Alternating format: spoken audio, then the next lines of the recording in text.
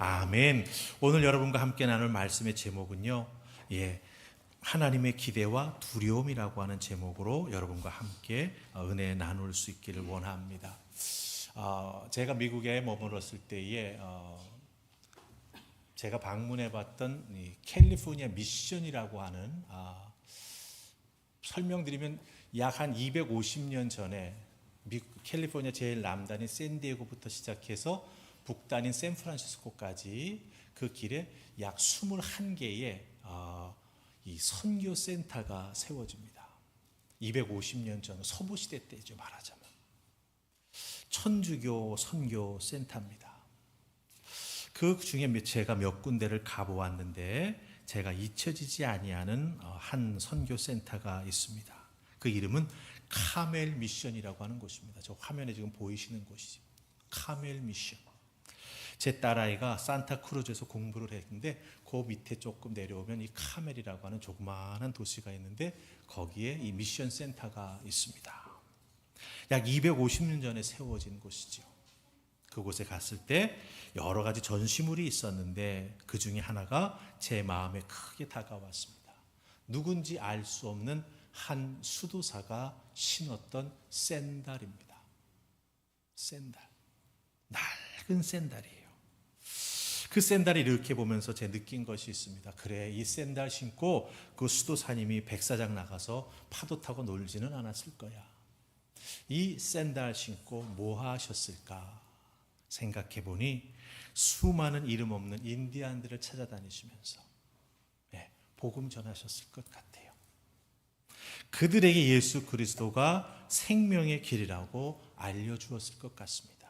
때로는 생명의 위협도 받으셨을 것이고, 때로는 복음을 받지 아니하는 그 원주민의 모습을 보면서 마음 아파서 광야로 들어가 사막으로 들어가 그 뜨거운 길을 하루 종일 걸어 들어가 그 샌들을 신고 걸어 들어가 그곳에서 기도하셨을 것 같은 생각이 저에게 쫙 드는 거예요. 그때 참 많은 느낌과 은혜를 받았습니다. 샌들을 신었던 수도자의 그 신앙과 인격을 제가 막 느끼는 것 같았어요. 그걸 저는 영적 공감이다라고 이름 붙이고 싶습니다. 하나님께서 샌들이 작은 물건 하나를 통해서도 이렇게 제게 은혜를 주시고 깨달음을 주시는 공감을 허락해 주시는구나 하면서 참 감사했습니다.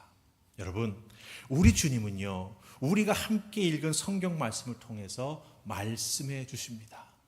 귀 있는 자는 들을지어다 라고 말씀하시면서 우리 모두가 말씀에 집중하며 믿음의 길을 종긋 세우고 그 말씀을 통해서 주님과 소통하며 교통하며 공감하는 그런 귀한 신앙의 모습을 만들어 나가기를 원하고 계시다라고 하는 거죠. 그렇기 때문에 이 자리에 앉아있는 우리는 어떻게 해야 됩니까? 말씀에 집중해야 합니다.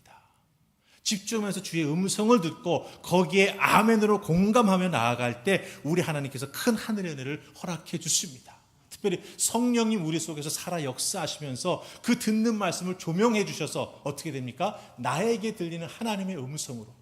지금 제가 똑같은 말씀 전하고 있지만 여러분 듣는 분 한 분 한 분이 다 다르게 들을 수 있다라고 하는 거죠. 그게 어떻게 그렇게 될 수 있습니까? 내 속에 계신 성령님께서 나로 하여금 깨달아 알을 수 있도록 역사해 주시고 나라고 하는 인격, 나라고 하는 경험, 그걸 다 말씀과 부딪히게 해주셔서 나에게만 들리는 하나님의 음성, 주님의 음성을 허락해 주신다라고 하는 거예요.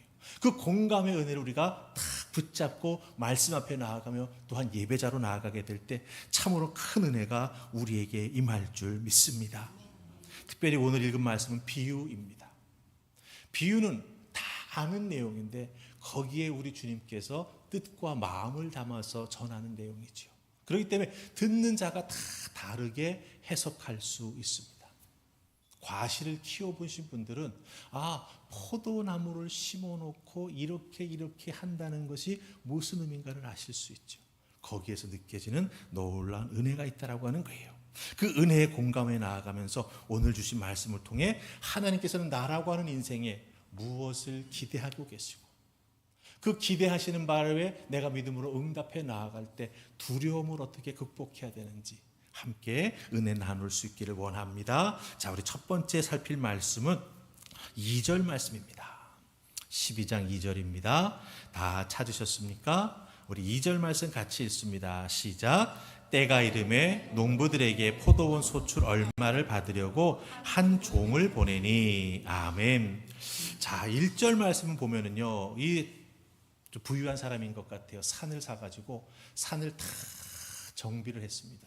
그리고 거기다 깎고 포도원을 만들었습니다. 근데 여러분 잘 보세요. 산 울타리를 둘렀다라고 말합니다. 예, 날짐승들이 들어와서 그 포도 열매 따먹지 못하도록 다 펜스를 쳐준 거예요. 들어오지 말아라. 그리고 또 뭘 만들어줬다고 말합니까? 즙 짜는 틀을 만들었다. 포도 수확해가지고 그것을 잘 짜서 맛있는 포도주를 만들라라고 하는 거죠. 그리고 또 뭘 만들어줬습니까? 망대를 만들어줬다고 하는데 이 망대는 창고를 의미합니다. 농사 질 때 필요한 모든 창고, 그 물건들을 잘 정비하고 쓸 수 있도록 보관하는 창고까지도 지어주고 농부들과 계약을 맺고 포도 수확의 얼마를 나에게 주어야 합니다 라고 계약 맺고 타국으로 갔다고 1절은 말합니다. 그런데 자, 우리 2절 말씀 보십시다. 몇 년이 지난 것 같습니다. 때가 이르매라고 말하고 있죠. 그리고 그 포도원의 주인은 자기의 세준 포도원에서 자기 몫을 받기를 기대하고 있는 걸 보게 됩니다.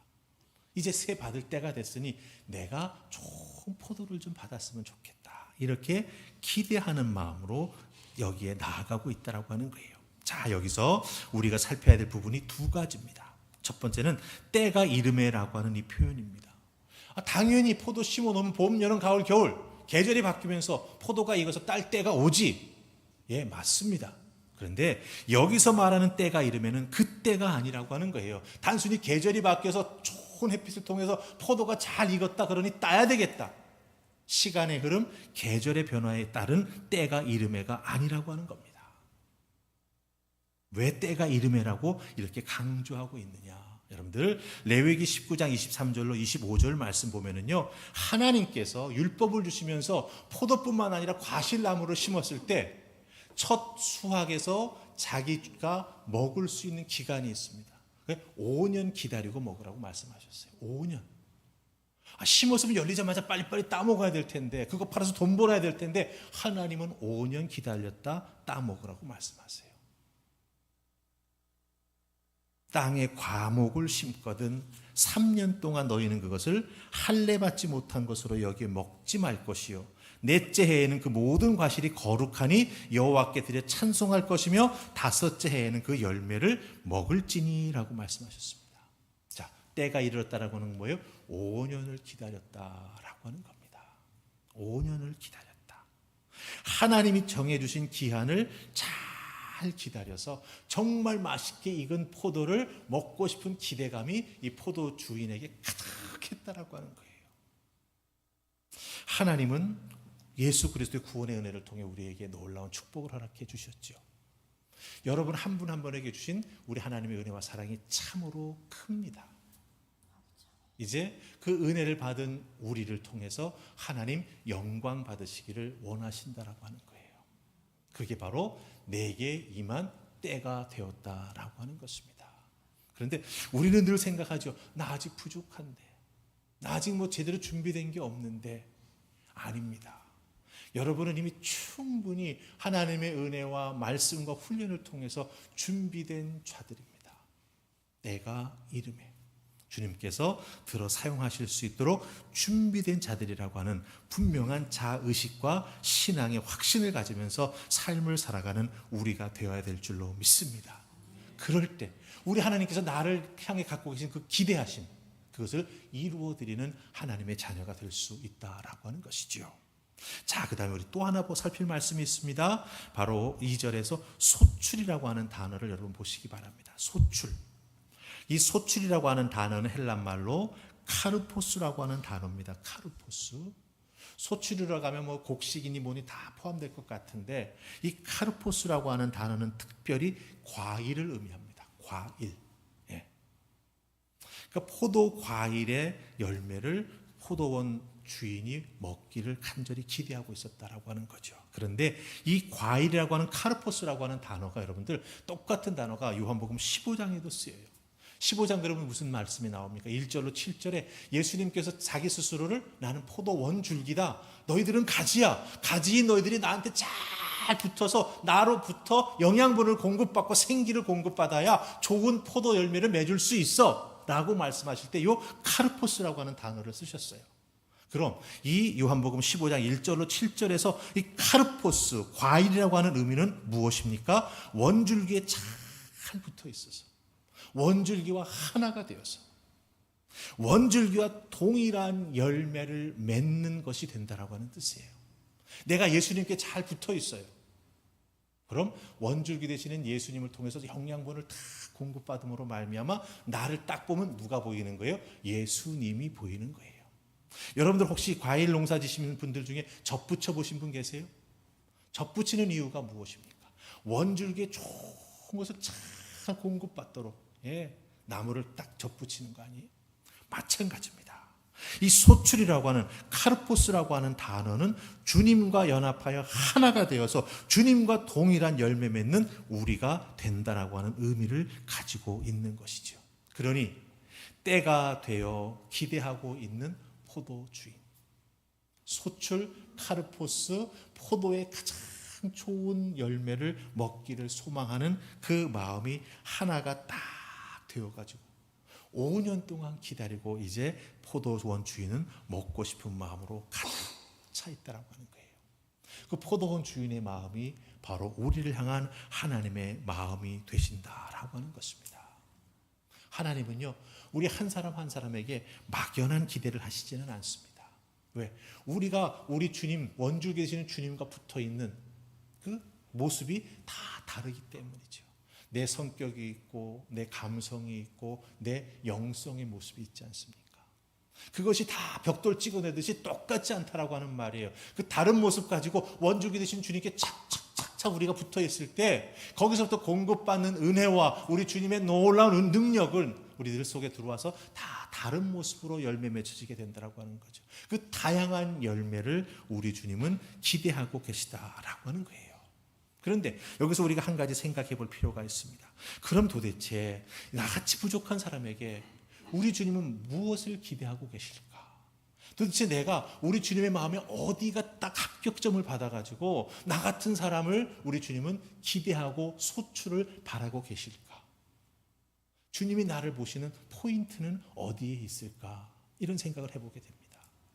수요일 날 여기에 대한 말씀을 제가 좀 드린 적이 지난 수요일 날 드렸습니다. 바로 우린 다윗의 모습을 통해서 하나님이 믿는 자를 누군가 기대한다라고 할 때 그 기대하는 모습이 무엇인가를 우리가 다윗의 모습을 통해서 발견할 수가 있습니다. 여러분들 다윗 그러면 딱 마음에 우리들 머릿속에 떠오르는 게 있죠. 뭡니까? 하나님 마음에 합한 자.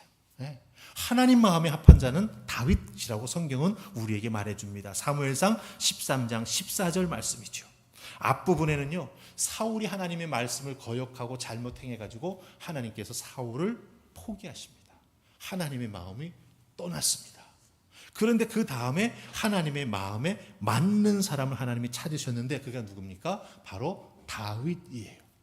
그럼 사무엘상 13장 14절에서 여호와께서 그의 마음에 맞는 사람을 구하여라고 할 때 이 맞는이라고 하는 단어가 뜻하는 게 무엇인가를 아는 게 참 중요하죠. 왜? 내가 그 하나님 마음에 맞았기 때문에 하나님이 나에 대해서 기대하고 계신다라고 하는 거예요.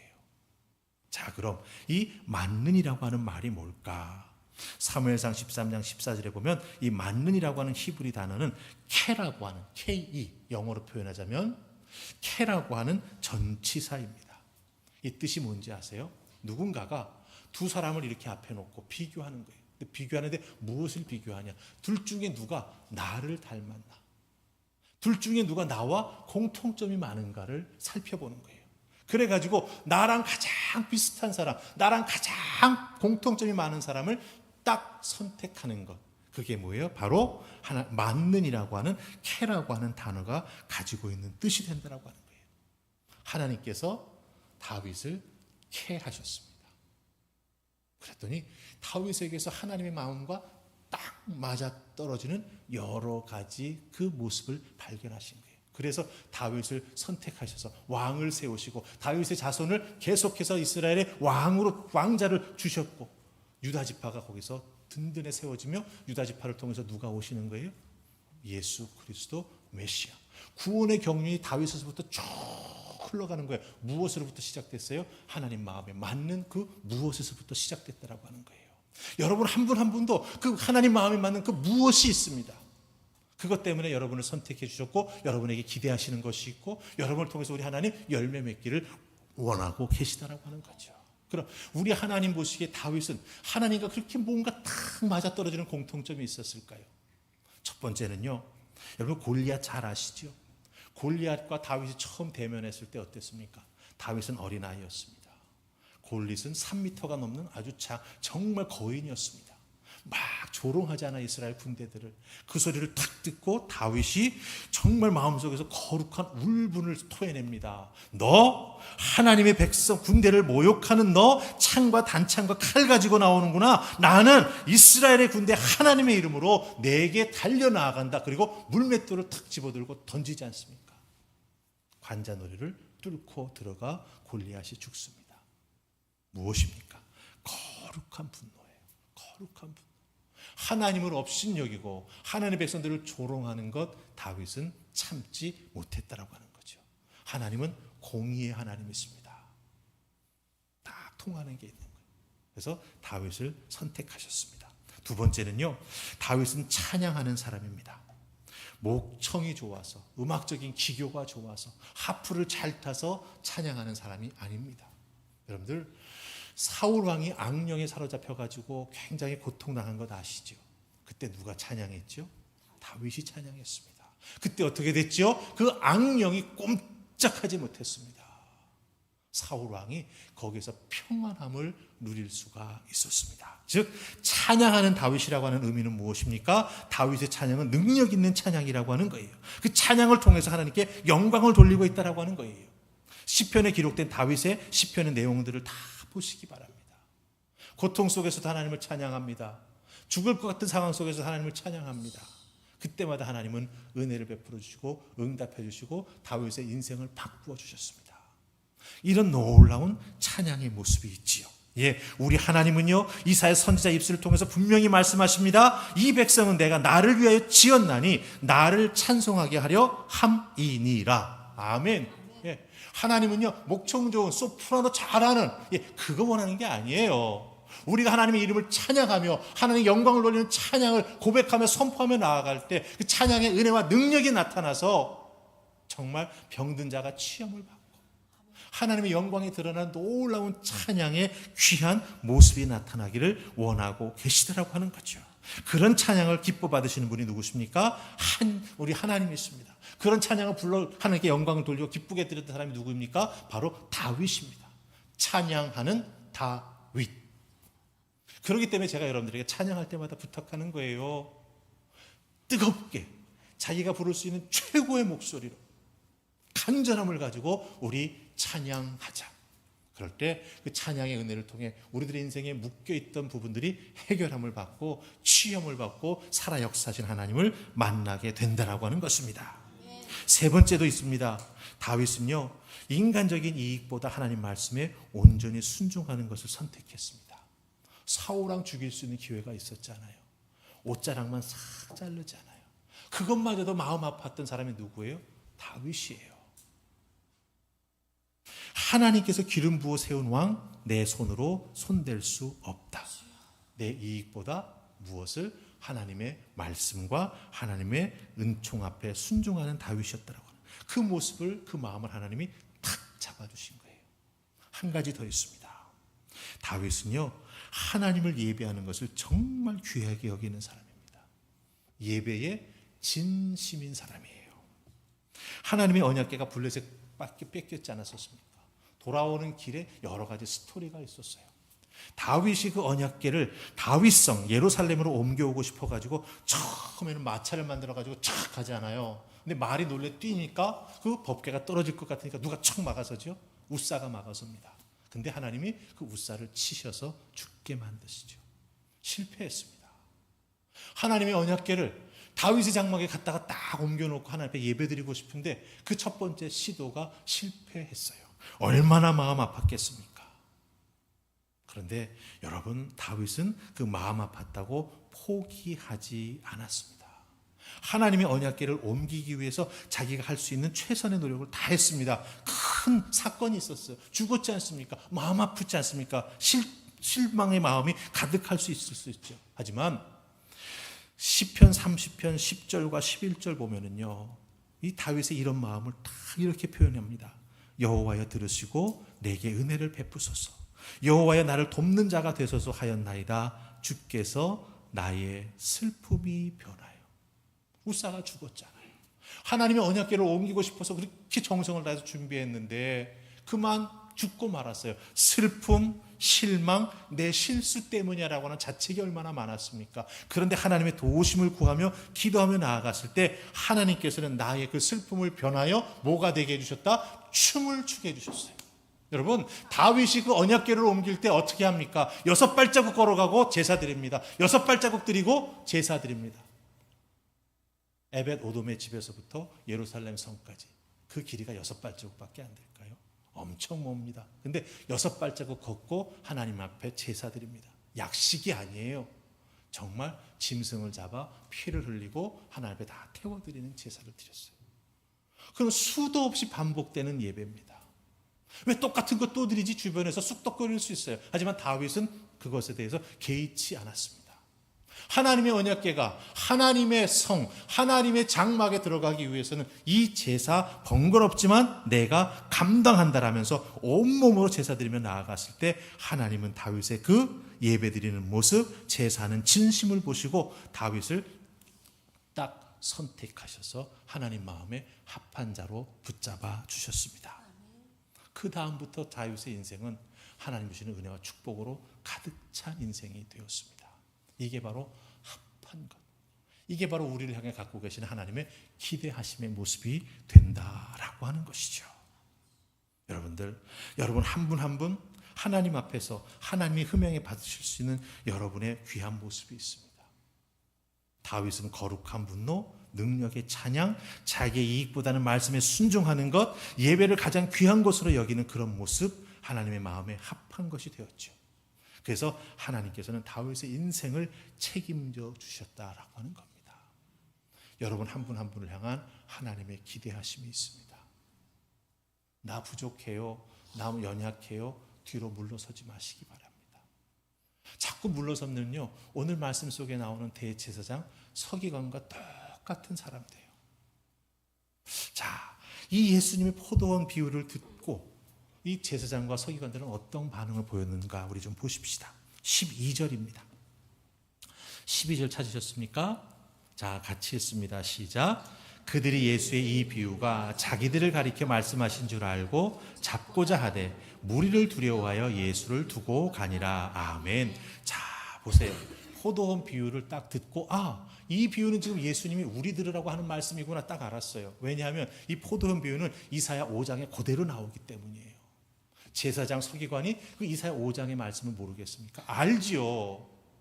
그러니까 이 말씀은 우리를 향해서 하는 말이구나 라고 하는 걸 알았습니다. 근데 오늘 말씀 12절 잘 보세요. 뭐라고 말합니까? 예수님을 어떻게 하고자 했다고요? 잡고자 하되. 무슨 뜻입니까? 죽이려고 했다라고 하는 거예요. 우리 오늘 말씀 비유 속에 나오는 농부들 어떻게 합니까?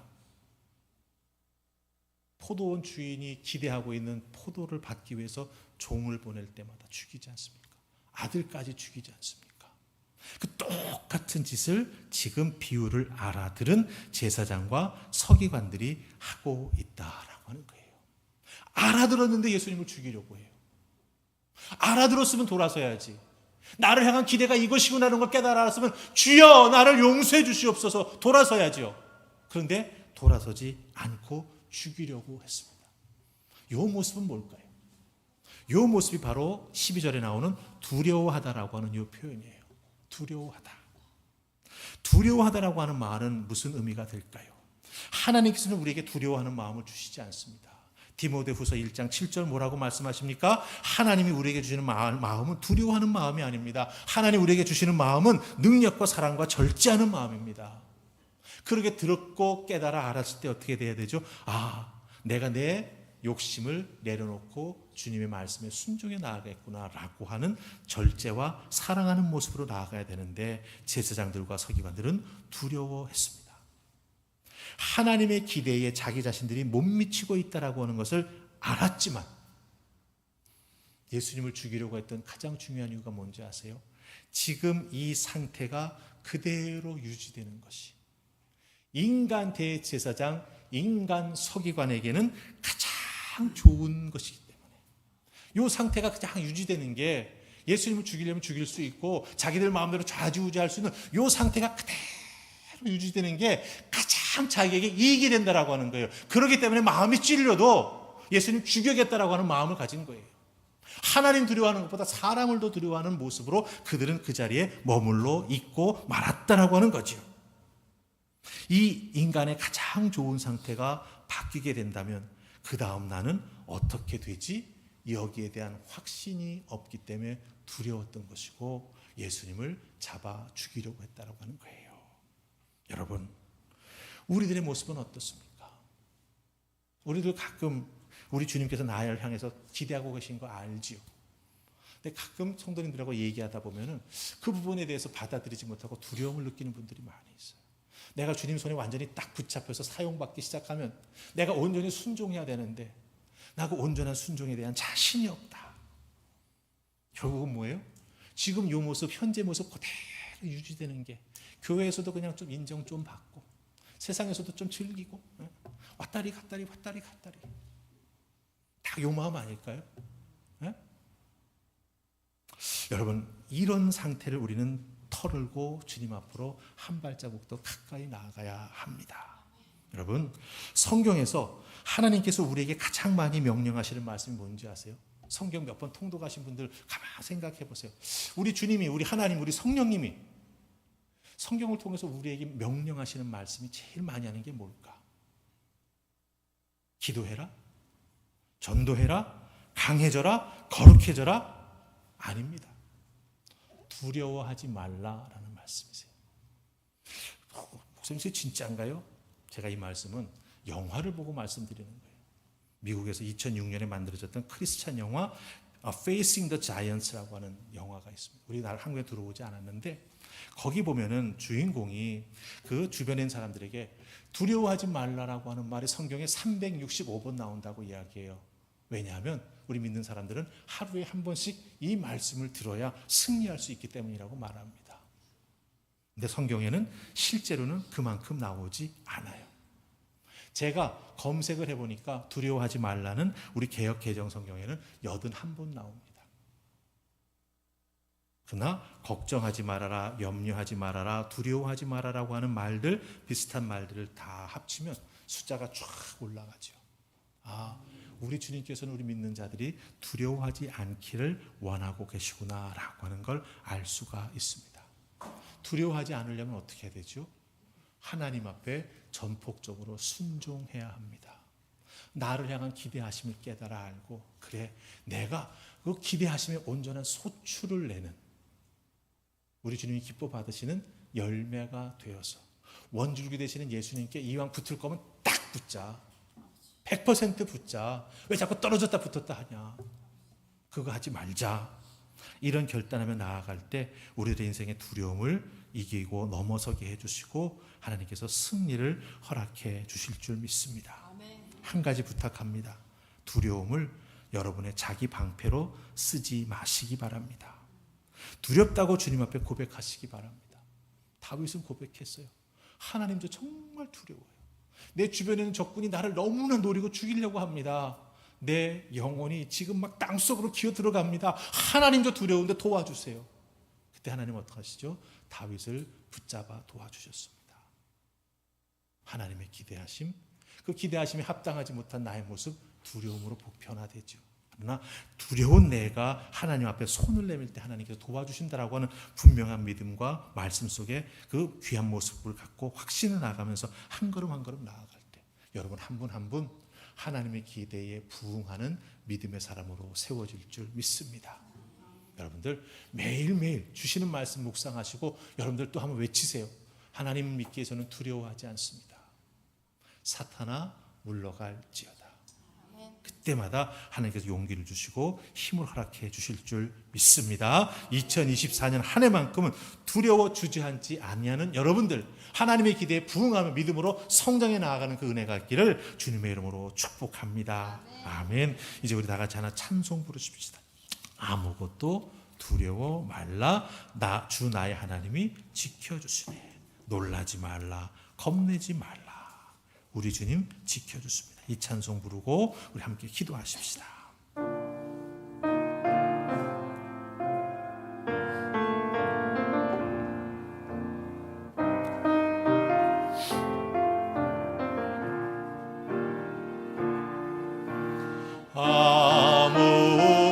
아무것도 두려워 말라. 주 나의 하나님이 지켜주시네. 놀라지 마라. 겁내지 마라. 주님 나를 지켜주시네. 다시 한번 아무것도 두려워 말라. 주 나의 하나님이 지켜주시네. 놀라지 마라. 겁내지 마라.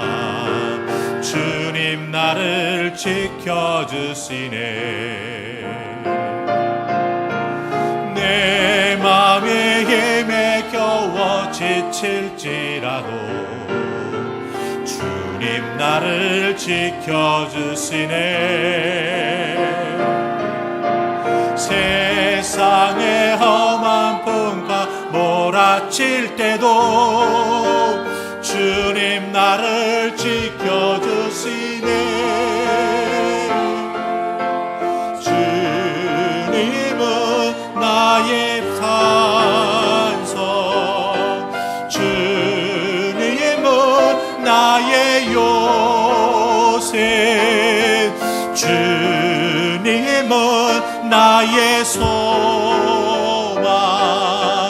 나의 힘이 되시며. 우리 주님은 우리의 산성 되어 주십니다. 주님은 나의 산성, 주님은 나의 요새, 주님은 나의 소망, 나의 힘이 되신 여호와. 우리 기도하십시다. 우리 하나님은 우리를 향한 하나님의 기대하심이 있습니다. 그 기대하심 우리가 직면하게 될 때 사실은 두렵고 떨리는 마음이 있습니다. 때로는 나 같은 사람을 놀라기도 합니다. 하지만 여러분들 겁먹지 마시기 바랍니다. 우리 주님께서 도와주시고 역사해 주십니다. 우리로 하여금 소출을 잘 낼 수 있도록 원줄기 되시는 주님께 딱 붙어 신앙생활에 나아갈 수 있도록 성령 하나님이 우리를 도와주시고 이끌어 주십니다. 그 은혜를 믿고 의지하면서 주님, 올 한 해는 우리 하나님의 기대에 부응하는 믿음의 소출을 내는 내가 될 수 있기를 소망합니다. 도와주시고 역사해 주시고 이끌어 주시옵소서. 두려움에 빠지지 않도록 주여 도와주시옵시고 믿음으로 그 두려움을 이겨나가는 하나님의 사람과 될 수 있도록 도와주시옵소서. 우리 입술을 열어 기도하며 나아가겠습니다. 기도하십시다. 주님, 2024년 한 해 하나님 주신 말씀 속에서 나 자신을 돌아봅니다. 나 같은 사람에게도 우리 하나님은 기대하고 계심이 있음을 깨달아 알게 해주시니 감사합니다. 나같이 줏대가 바로 서 있지 못하고, 나같이 이리저리 바뀌는 인생, 나같이 세상의 것 즐기기 좋아하는 인생, 그럼에도 불구하고 그런 인생 예수 믿고 구원받게 해주셔서 하나님께서 그런 인생을 향한 소망과 기대를 갖고 계시는 오늘 말씀을 통해 듣고 깨달아 알았습니다. 주님, 이제 그 하나님의 기대하시는 믿음으로 부응하며 나아가는 우리가 되게 해주시되 하나님 아버지, 그 응답하며 나아가는 과정이 두렵고 떨리기도 합니다. 때로는 나 같은 인생이 끝까지 잘 갈 수 있을까 스스로를 의심하는 마음이 들기도 합니다. 그러나 성령 하나님 도와주셔서 아버지 이기게 하여 주시옵시고 말씀 꼭 붙잡고 나아가서 승리하는 저희들 되게 해 주시옵시고 끝까지 견뎌내어 하나님께 영광 돌리는 믿음의 삶 살아가는 우리 모두가 되게 하여 주시옵소서. 성령 하나님 도와주시옵소서. 도와주시옵소서. 도우신 하나님, 두려워 말게 하여 주시옵소서. 겁내지 말게 해 주시옵소서. 예수 그리스도의 보혈의 공로를 덧입은 나 자신을 하나님 신뢰할 수 있도록, 나 자신을 신뢰할 수 있도록 하나님 나의 믿음의 반석을 허락하여 주시옵소서. 흔들리지 아니하고 주님 따라 나아갈 때 하나님께서 기대하시는 바 귀한 것들을 열매로 올려드리는 우리가 되기를 소망합니다. 성령 하나님 도와주시고 말씀 충만, 성령 충만을 통해서 다 이루며 나아가는 우리 모두가 되게 하여 주시옵소서. 예수님 이름으로 기도하옵나이다. 아멘.